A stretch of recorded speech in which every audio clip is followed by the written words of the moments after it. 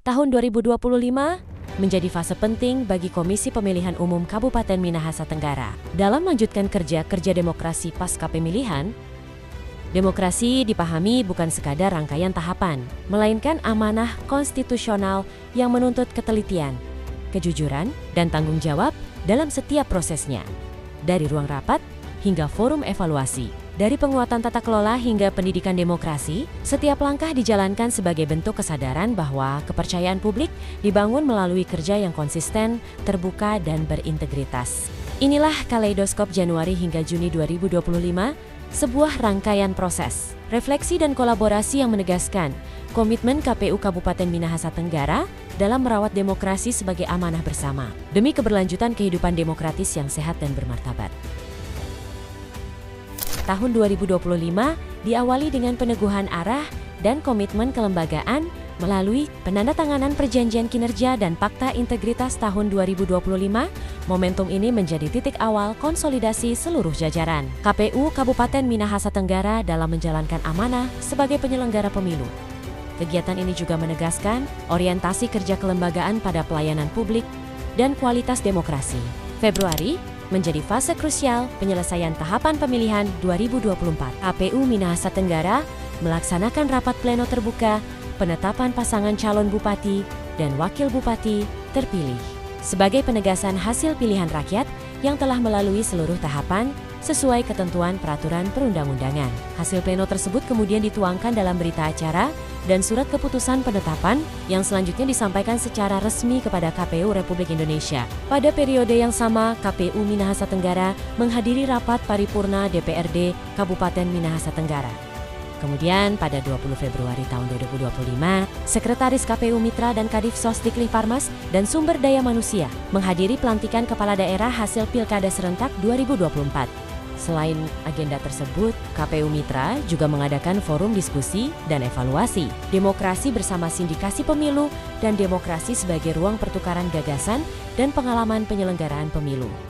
Memasuki bulan Maret, KPU Minahasa Tenggara memfokuskan perhatian pada konsolidasi internal, evaluasi tahapan, dan penguatan literasi demokrasi. Kemudian mengikuti rapat koordinasi evaluasi badan ad hoc dan rapat koordinasi evaluasi pemutakhiran data analis DP4, coklit dan pemetaan TPS, serta menyalurkan santunan kepada anggota badan ad hoc yang mengalami kecelakaan, sakit, dan meninggal dunia saat menjalankan tugas sebagai wujud tanggung jawab kemanusiaan penyelenggara pemilu. Bulan April menjadi periode pertanggungjawaban konstitusional dan penajaman evaluasi teknis. KPU Minahasa Tenggara menyampaikan laporan akhir perselisihan hasil pemilihan bupati dan wakil bupati tahun 2024 ke KPU RI.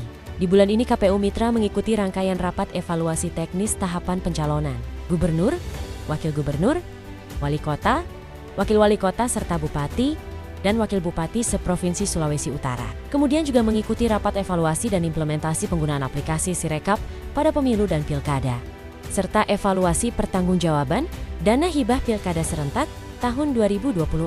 Bulan Mei menghadirkan dinamika dan capaian. Diawali dengan pelaksanaan rapat Satgas SPIP dalam rangka pelaporan kartu kendali periode April tahun 2025 sebagai bagian dari penguatan pengendalian intern dan tata kelola kelembagaan.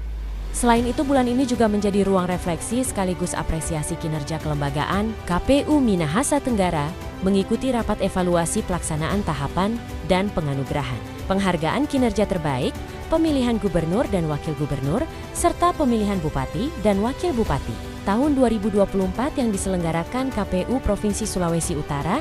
Dalam kegiatan ini, KPU Mitra berhasil meraih 4 penghargaan, meliputi terbaik 1 pengelolaan proses pemutakhiran data pemilih, terbaik kedua, penata kelolaan logistik, terbaik kedua, pengelolaan tahapan pemungutan dan penghitungan suara, serta terbaik ketiga, penanganan sengketa pilkada. Masih di bulan yang sama, kali ini KPU Mitra melaksanakan penyerahan laporan penggunaan dana hibah pilkada tahun 2024 kepada pemerintah daerah, Kabupaten Minahasa Tenggara sebagai wujud akuntabilitas pengelolaan keuangan. Pegawai pemerintah dengan Perjanjian Kerja Tenaga Teknis 2024 periode 1 menyerahkan perjanjian kerja dan surat perintah melaksanakan tugas kepada KPU Provinsi Sulawesi Utara sebagai bagian dari penguatan sumber daya manusia penyelenggara pemilu. Memperingati Hari Kebangkitan Nasional, KPU Kabupaten Minahasa Tenggara menggelar upacara peringatan Harkitnas sebagai bentuk semangat pelayanan dan pengabdian kelembagaan.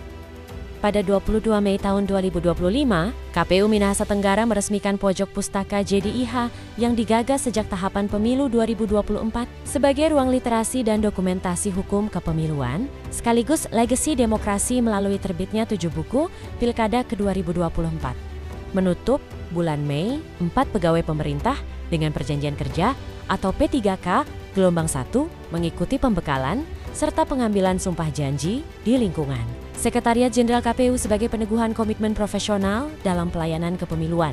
Bulan Juni menjadi ruang peneguhan nilai dan kesinambungan demokrasi. KPU Kabupaten Minahasa Tenggara memperingati hari lahir Pancasila sebagai pengingat bahwa demokrasi hari ini tidak berdiri di ruang hampa, melainkan berakar pada nilai kebangsaan, persatuan, dan keadilan yang harus terus dijaga relevansinya di tengah dinamika zaman. Pada bulan yang sama, penguatan kapasitas kelembagaan dilanjutkan melalui penerimaan 8 CPNS baru, serta keikutsertaan dalam rapat tindak lanjut atas turunan data PDPB, rapat koordinasi, manajemen risiko, dan penguatan tata kelola, sebagai bagian dari upaya memastikan organisasi tetap adaptif dan akuntabel.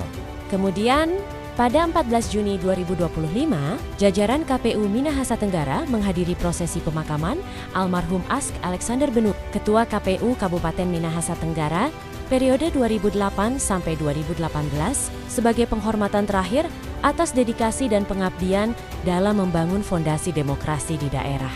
Penguatan kelembagaan juga diwujudkan melalui penyerahan sertifikat tanah dari BPN pada 17 Juni sebagai bagian dari penataan aset negara yang tertib dan bertanggung jawab guna mendukung keberlanjutan kerja-kerja KPU Minahasa Tenggara ke depannya.